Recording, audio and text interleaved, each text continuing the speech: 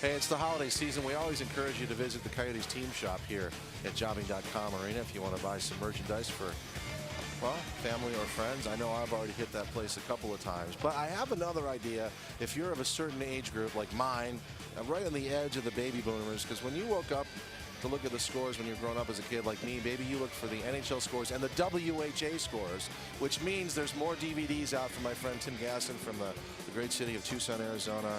Look at that stuff. Some hockey cards as well. And Tim has joined us from Purple Cactus Productions. You better believe it. Can I call you an author and director and a producer, all three? Because you call me all. Those are all great things. Call me all those things. It's great to see you, by It's great to see you, Todd. We've had you on many times over the years when you launched this project. I know this is your passion, the WHA. You launched the Hall of Fame. You had your first class last year. Yes, indeed. I love it. But now you've got more stuff out. We just showed the swag there. I hope you like the beauty shot. 8 more hours of video from the 1970s World Hockey Association. And what's on here? I know there's a full game on here, isn't there? The rarest thing of all rare things is to find a full game from the 1970s World Hockey Association, and there's one with the Winnipeg Jets and the Houston Aeros, and then we've got a documentary about the World Hockey Association. Lots of Bobby Hull and stuff on there. I want to get to the Winnipeg Jets because every time we talk, I like to tie it to the Phoenix Coyotes because I still believe the history is so strong. I want to show you the history of the Winnipeg Jets, not in the National Hockey League, but in the WHA from '72 to '79. You see they won it all. The AFCO Trophy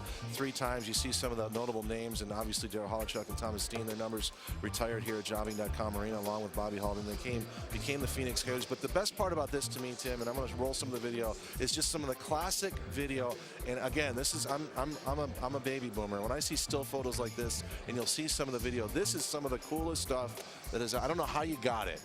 But if you're a fan of the Phoenix Coyotes and you want to trace their history, you got to have this, don't you? Well, you know, we're just back from Winnipeg. We had induction ceremonies for Bobby Hull, Anders Hedberg, Ulf Nilsson in Winnipeg, Manitoba, and the Jets are still loved incredibly in Winnipeg, and people in Winnipeg want the Phoenix Coyotes to succeed as well. They see that legacy from Winnipeg to Phoenix. I want to talk about the hotline because I still think at some point here in this building, as the history moves on for the Coyotes, they should recognize these guys because the hotline of Hull, Nilsson, and Hedberg changed the scope of hockey, and it's still connected to them today, isn't it? This is the greatest hockey line that I've ever seen in person, especially in the modern era. I have never seen teams more scared than when they saw the hotline on the ice. No one has seen something. If you haven't seen Bobby Hull, Ulf Nilsson, and Anders Hedberg together, you haven't seen this kind of explosion that we saw in the 80s in the NHL. And there's some cool video. You call it the Swedish swirl.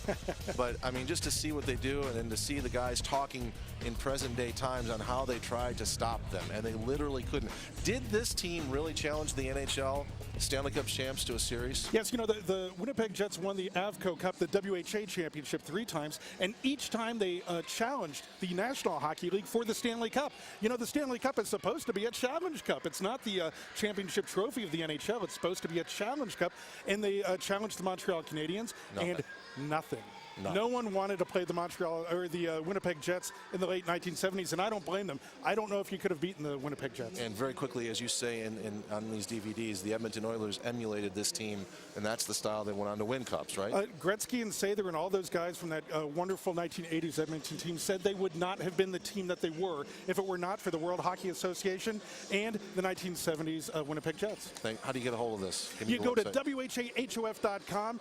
That's our Hall of Fame website, and pick that up. Still too early for Christmas. Thanks, Tim. It's always great to see you. There it is, the AVCO Cup. How about that, folks? A little history here tonight.